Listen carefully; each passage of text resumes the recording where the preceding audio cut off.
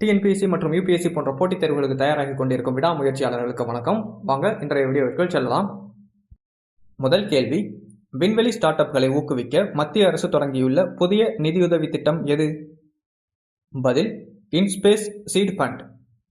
விண்வெளி start up நிறுவனங்களை ஊக்குவிப்பதற்காக மத்திய அரசு இன்ஸ்பேஸ் சீட் ஃபண்ட் ஸ்கீம் என்ற புதிய நிதியுதவி திட்டத்தை அறிமுகப்படுத்தியுள்ளது. விண்வெளி தொழில்நுட்பம் சார்ந்த புத்தொழில் நிறுவனங்களுக்கு ஆரம்பகட்ட நிதியுதவியாக ரூபாய் 1 கோடி வரை நிதியுதவி வழங்கப்படுகிறது.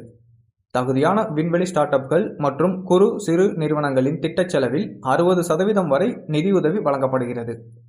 மேலும் மத்திய அரசுடன் இணைந்து விண்வெளி ஸ்டார்ட் அப்களை ஊக்குவிக்க மாநில அளவில் தமிழ்நாடு ஸ்பேஸ் டெக் ஃபண்ட் மூலமாக தகுதியான நிறுவனங்களுக்கு ரூபாய் 50 லட்சம் வரை இணை பங்கு முதலீடும் வழங்கப்பட்டு வருகிறது. இந்த எக்ஸ்பிளனேஷனை தவிர நம்ம ஸ்லைட்லையும் நிறையா பாயிண்ட்ஸ் இருக்குது. அதையும் ஒரு ஸ்க்ரீன்ஷாட் எடுத்துக்கோங்க, இல்லை தனியாக நோட் பண்ணி வச்சுக்கோங்க.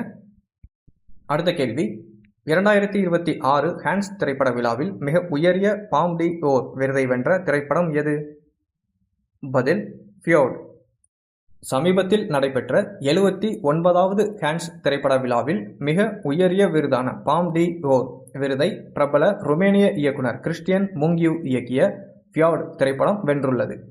இதன் மூலம் ஹான்ஸ் விழாவில் 2வது முறையாக இந்த விருதை வென்ற 10வது இயக்குனர் என்ற பெருமையை அவர் பெற்றுள்ளார். இந்த மூவியோட கதைக்களம் என்னன்னு பார்த்தீங்கன்னா, நார்வே நாட்டின் பின்னணியில் இடப்பெயர்வு மற்றும் கலாச்சார மோதல்களை மையமாக கொண்டு இத்திரைப்படம் உருவாக்கப்பட்டுள்ளது. அடுத்த கேள்வி, இந்தியாவின் இ-காமர்ஸ் தளவாடங்கள் மற்றும் பார்சல் டெலிவரி திறனை மேம்படுத்த இந்திய அஞ்சல் துறை எந்த நிறுவனத்துடன் புரிந்துணர்வு ஒப்பந்தம் செய்துள்ளது? பதில், பிளிப்கார்ட் இந்தியா. இந்தியா முழுவதிலும் உள்ள 1.5 லட்சத்துக்கும் மேலான தபால் நிலையங்களின் பரந்த வலையமைப்பை பயன்படுத்தி அதிவேக மற்றும் நம்பகமான பார்சல் டெலிவரி சேவைகளை வழங்க இந்த ஒப்பந்தம் உதவுகிறது. பிளிப்கார்ட் நிறுவனத்தின் தளவாட நிபுணத்துவத்தை இந்திய அஞ்சல் துறையின் கட்டமைப்போடு ஒருங்கிணைத்து தொலைதூர பகுதிகள் வரை இ-காமர்ஸ் பார்சல்களை தடையின்றி விநியோகிக்க இந்த ஒப்பந்தம் வழிவகை செய்கிறது.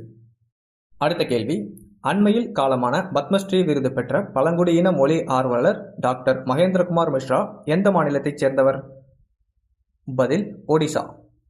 ஒடிசாவின் பழங்குடியின சமூகங்களின் வாய்மொழி மரபுகள், நாட்டுப்புற பாடல்கள் மற்றும் தொன்ம கதைகளை ஆவணப்படுத்தி பாதுகாத்தவர் இவர். பழங்குடியின கல்வி மற்றும் பன்மொழி கற்றல் தளங்களில் இவர் ஆற்றிய சிறந்த பங்களிப்பிற்காக இவருக்கு பத்மஸ்ரீ விருது வழங்கப்பட்டது. மேலும் யுனெஸ்கோவின் சர்வதேச தாய்மொழி விருது பெற்ற முதல் இந்தியர் இவரே ஆவார். அடுத்த கேள்வி, செயற்கை நுண்ணறிவு தேவைகளால் ஏற்படும் மெமரி சிப் பற்றாக்குறையையும் விலை உயர்வையும் குறிக்கும் பொருளாதார சொல் எது? பதில், மெம்ஃப்ளேஷன். செயற்கை நுண்ணறிவு தொழில்நுட்பத்தின் அசுர வளர்ச்சி காரணமாக கணினி மற்றும் மொபைல் போன்களின் மெமரி சிப்களின் விலை கடுமையாக உயர்வதை குறிப்பதே மெம்ஃப்ளேஷன் ஆகும். பிரபல ஆராய்ச்சி நிறுவனமான கார்ட்னர் இந்த புதிய பொருளாதார வார்த்தையை உருவாக்கியுள்ளது. உலகம் முழுவதும் ஏஐ தரவு மையங்களை உருவாக்க ஹை பேண்ட்வித் மெமரி எனப்படும் அதிநவீன மெமரி சிப்கள் பெருமளவில் தேவைப்படுகின்றன. அதனால் சிப் தயாரிக்கும் முன்னணி நிறுவனங்கள் அதிக லாபம் தரும் இந்த ஏஐ மெமரி சிப்களை தயாரிப்பதில் தங்கள் முழு கவனத்தையும் செலுத்துகின்றன. இதனால் நாம் அன்றாடம் பயன்படுத்தும் மொபைல் போன்கள், லேப்டாப்களில் வைக்கப்படும் சாதாரண டிராம் மற்றும் ஃபிளாஷ் மெமரி சிப்களின் உற்பத்தி குறைந்து கடுமையான தட்டுப்பாடு நிலவுகிறது.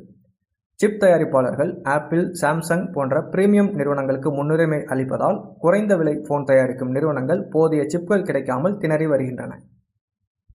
நேயர்களே, இது போன்ற கரண்ட் அஃபேர்ஸை தினமும் தெரிந்து கொள்ள நமது சேனலை சப்ஸ்கிரைப் செய்து கொள்ளுங்கள். நன்றி, வணக்கம்.